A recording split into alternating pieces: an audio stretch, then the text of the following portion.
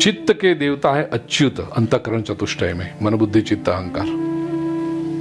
तो कहने का आशय, प्रत्येक इंद्रिय के पीछे उसके प्रेरक चेतना होती है, उसके देवता है, और वो देवता की ऊर्जा जहां से, वो अधियज्ञ है, अधिदैव है। एक बात मैंने भी सुनी है, आपने भी सुनी होगी,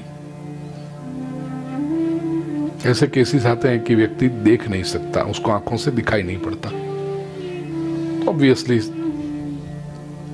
आई स्पेशलिस्ट के पास जाकर के, आंख के ऑप्थेल्मोलॉजिस्ट के पास जाकर के ट्रीटमेंट कराते हैं, रिपोर्ट निकलवाते हैं, भाई कहाँ तकलीफ है, कॉर्निया तो सही है, ये तो सही है, पूरे सारे रिपोर्ट मेडिकल साइंस के जो कह के सब रिपोर्ट नॉर्मल है, मेडिकली कोई दोष नहीं है, मेडिकली कोई बीमारी नहीं, लेकिन वो कहेगा मुझे दिखता नहीं है। ऐसे कुछ लोग होते हैं कान में सुना ही नहीं पड़ता, डॉक्टर के पास, डॉक्टर कहते हैं सब ठीक है, मशीन अंदर का जो ऐसा है सब ठीक है, रिपोर्ट्स नॉर्मल है, लेकिन मुझे सुना ही नहीं पड़ता है। सुना है ना आपने ऐसे केसेस? ये क्या हो? यदि मेडिकली कोई बीमारी होती, शरीर में कोई तकलीफ होती, तो रिपोर्ट में आ जाती, डॉक्टर उसकी ट्रीटमेंट करते, काम बन जाता। मेडिकल लेवल पे जो होता, शरीर के लेवल पे होता, वो क्या कहलाता? अधिभूत। हमने जो अभी समझा, शरीर है वो अधिभूत, उसकी पकड़ में नहीं आ रहा है। या तो वो जो समझता है वो सब नॉर्मल है, फिर भी दोष है, बीमारी है, तब क्या कहेंगे? अब अधिदैव की बात है।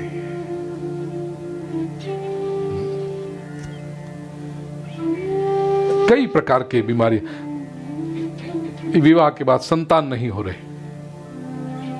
तो डॉक्टर के पास जाओगे, डॉक्टर कहेंगे हस्बैंड वाइफ दोनों के रिपोर्ट्स नॉर्मल है सब,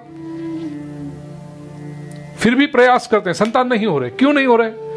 भगवान की मर्जी, अधिदैव आया कि नहीं। देखो, मेडिकल साइंस की दृष्टि से देखो तो कोई प्रॉब्लम नहीं है दोनों में,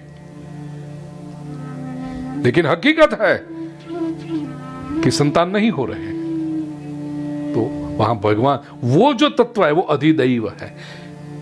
कि केवल मटेरियल लेवल पे, केवल फिजियोलॉजिकल लेवल पे ये सृष्टि नहीं चलती, उससे ऊपर एक चेतना है और उसका स्वीकार करना पड़ेगा। जो मैंने कहा ना, प्रोडक्ट और प्रोड्यूस और क्रिएशन,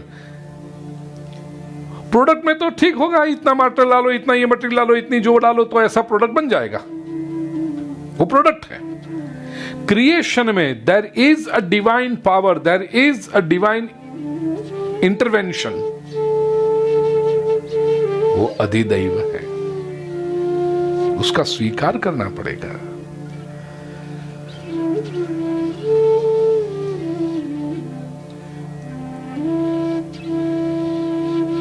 अधिदैव को जब तक हम नहीं जानते, तब तक ब्रह्म, एक तो अध्यात्म और अधिभूत के दोनों की लिंक बैठेगी ही नहीं, जब तक अधिदैव को नहीं जानते। तो अधिदैविक दोषों को दूर करने के लिए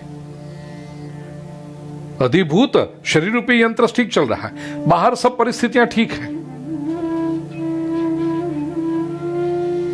कितने दृष्टांत अभी मेरे मन में एक साथ में सब आ रहे हैं। कितने माता पिता फरियाद करते हैं, हमारा बच्चा, हमारा बालक, पुत्र या पुत्री, संतान स्कूल में रेगुलरली जाता है, ट्यूशन क्लासेस रेगुलरली भरता है, हम बैठते हैं घर में देखते हैं, सिंसियरली स्टडी करता है। ऐसा भी नहीं कि पुस्तक के अंदर कुछ और रख के वीडियो गेम देख रहा है, नहीं, हम देख रहे हैं वो मेहनत कर रहा है। कई बार तो हम उससे कहते हैं कि बेटा अब ये पुस्तक रख दे, थोड़ी देर जरा माइंड फ्रेश करके आ, इतना मेहनत करता है वो। फिर भी जब परीक्षा देने जाता है तो या तो परीक्षा के अगले दिन इसको बुखार आ जाएगा, परीक्षा देते, नौकरी के लिए interview, fantastic academic results, certificate सब बने हुए हैं, जिस काम के लिए जाते सब आता है, नौकरी के इंटरव्यू का टाइम फिक्स हुआ है, सुबह 9:30 बजे तुम्हें यहां पहुंचना है। ये घर से निकला, ट्रैफिक में ऐसा फंस गया कि 11:30 बजे तक नहीं पहुंच पाया। और वहां जब पहुंचा, सर मैं लेट हो गया ट्रैफिक। इंटरव्यू के लिए जब तुम टाइम में नहीं आते नौकरी में क्या होगे, वो तो फट से ऐसा उत्तर दे देता है, अब we have selected our candidate. और बाद में पता चलेगा जो कैंडिडेट सिलेक्ट किया गया है वो सचमुच इससे कम वाला था। कितनी घटनाएं हमने देखी हैं कि नहीं जीवन में।